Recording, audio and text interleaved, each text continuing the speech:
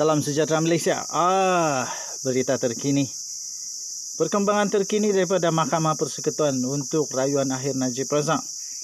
Mahkamah disahkan, Mahkamah telah menolak permohonan peguam untuk tarik diri. Jadi apa yang berlaku kepada peguam-peguam ini? Ini yang berlaku.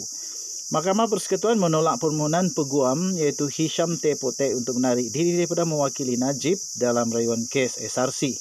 Ini yang terjadi kepada peguam-peguam ini dan terjadi kepada Najib.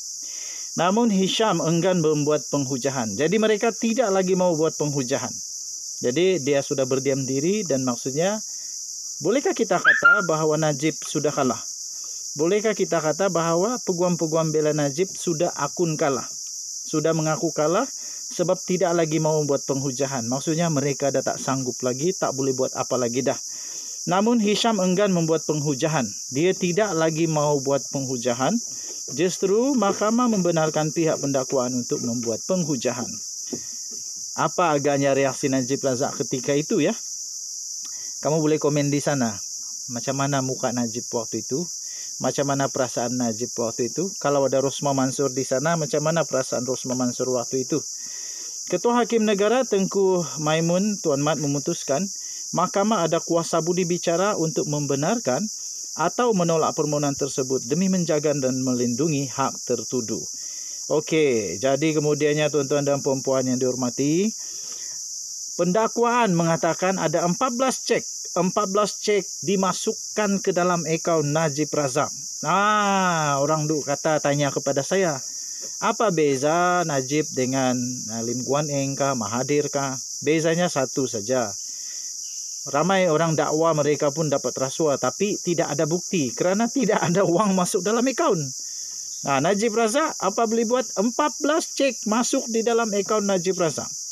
Pukul 2.26 tengah hari tadi, Timbalan Pendakwa Raya iaitu V. Sitambaram berkata, terdapat konflik kepentingan yang telah dilakukan oleh Najib Razak apabila sejumlah 42 juta ringgit Malaysia, bukan sikit, bukan 42 ringgit, bukan 42 ribu, 42 juta ringgit Malaysia masuk ke akaunnya antara Disember 2014 sehingga Februari 2015. Dalam penghujahannya dia berkata, 14 cek yang dikeluarkan oleh perayu iaitu Najib adalah untuk manfaat pribadinya, seperti membeli jam tangan mewah.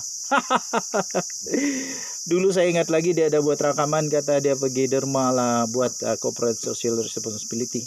Persoalannya kalau nak bantu orang, kalau nak bantu sesuatu organisasi, masuk direct lah pergi akaun dia orang, janganlah masuk pergi akaun pribadi. Itu ada konflik kepentingan. Dalam penghujahannya dia berkata 14 cek yang dikeluarkan itu untuk manfaat pribadi, yaitu contohnya membeli jam tangan mewah. Katanya berlaku konflik kepentingan dengan mengambil kira kedudukan Najib selaku Perdana Menteri dan Menteri Kewangan pada ketika itu, dengan Menteri Kewangan yang diperbadankan MKD adalah pemilik penuh SRC International. Najib telah menggunakan kuasanya untuk memastikan wang tersebut dikeluarkan dari akaun SRC dan masuk ke akaunnya. Masuk ke akaun pribadi Najib. Kemudian Timbalan Pendakwa Raya itu juga kata Najib Razak selaku Perdana Menteri dan Menteri Kewangan boleh dikatakan menguruskan SRC, Syarikat Milik Penuh Kewangan diperbadankan atau MKD. Dia berkata ia dapat dilihat menerusi tindakan Najib telah mengeluarkan minit SRC, antaranya berhubung peguam mana yang perlu dilantik untuk mewakili syarikat dan akaun bank mana yang perlu dibuka. Okey, seterusnya. Ini yang paling best tuan-tuan dan puan-puan. Kamu boleh komen. Najib beritahu bekas Menteri Kewangan 2 jangan campur tangan dalam SRC dan M1MDB, kata DPP.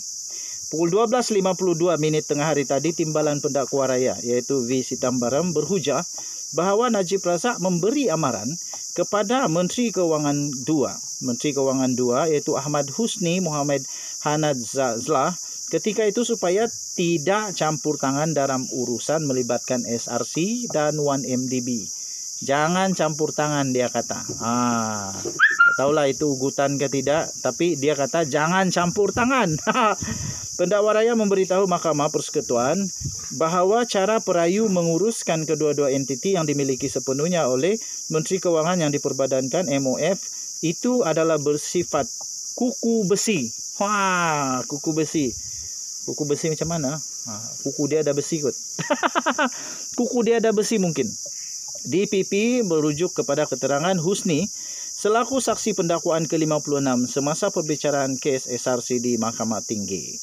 Okey, jadi perkembangan seterusnya pada pukul 1.05 tengah hari tadi, Mahkamah Persekutuan menangguhkan perbicaraan untuk makan tengah hari dan disambung semula sekitar 2.30 petang ini. Okey, tuan-tuan dan puan-puan yang dihormati sekalian, hari ini 18 hari bulan ada sampai 26 hari bulan, jadi ada berapa hari lagi? 8 hari. 7 hari lagi lah. 7 hari lagi untuk kita melihat sama ada Najib Razak akan melangkah keluar daripada mahkamah dengan berbaju kot seperti biasa, dia pakai kot keminatan dia, ataupun dia akan keluar daripada mahkamah sebagai banduan terhormat. Buat pertama kalinya bekas Perdana Menteri Malaysia masuk penjara. Lagi sedih, lagi menyedihkan, memilukan, menggores hati kerana dia adalah anak kepada bekas Perdana Menteri Malaysia yang memang kita sanjung tinggi, Tun Abdul Razak. Apa boleh buatlah. Jadi apa pendapat kamu, adakah Najib Razak akan menang? Tapi yang pasti menurut laporan tadi, peguam bela Najib Razak sudah tidak mahu berhujah lagi. Mereka enggan untuk berhujah. Jadi siapa yang berhujah selepas ini? Mungkin Najib terpaksa berhujah sendiri, ataupun dia akan berhujah di Facebook. Ada ramai orang gelar Najib sekarang Perdana Menteri Facebook, sebab suka sangat buat komen di Facebook. Tapi kalau di mahkamah, dia akan tak tahu apa-apa. Dia kata tak tahu, berpuluh-puluh kali dia kata tak tahu di mahkamah. Tapi di Facebook, dialah Mr. Know Everything. Sebab itu dia digelar Perdana Menteri Facebook. Jadi sekarang kita lihatlah, adakah Najib Razak tiba-tiba jadi peguam bela bidan terjun untuk diri sendiri. Buat pertama kalinya dalam sejarah Malaysia, mungkin ada peguam bela bidan terjun untuk diri sendiri. Ini menjadi satu rekod barulah di dalam kehakiman negara Malaysia, iaitu bekas Perdana Menteri yang tak ada kelulusan untuk jadi peguam, tiba-tiba jadi peguam kalau dia membela diri sendiri. Tapi Mahkamah Persekutuan menolak permohonan. Tapi laporan juga kata mereka enggan untuk berhujah lagi. Nampaknya seolah-olah Najib sudah hilang harapan. Memakan diri sendirilah taktik dia makan diri sendiri, sebab dia tukar peguam last minute. Okey, Denyut Nadi Suara Rakyat bergema di channel ini. Jangan lupa tekan butang subscribe, like dan share. Kita jumpa lagi. Aku memancing dulu, sebenarnya setengah memancing sekarang di laut. Ini laut dia betul lah. Di laut ini, di laut. Okey, bye bye.